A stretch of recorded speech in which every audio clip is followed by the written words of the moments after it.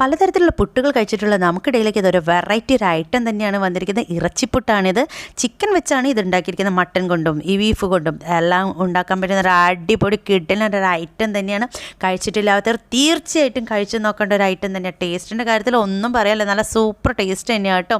അപ്പോൾ നമുക്കിതൊന്ന് തയ്യാറാക്കി നോക്കിയാലോ. നന്നായിട്ട് ഡ്രൈ ആയിട്ട് വരട്ടി എടുത്തിട്ടുള്ള ചിക്കനാണ്.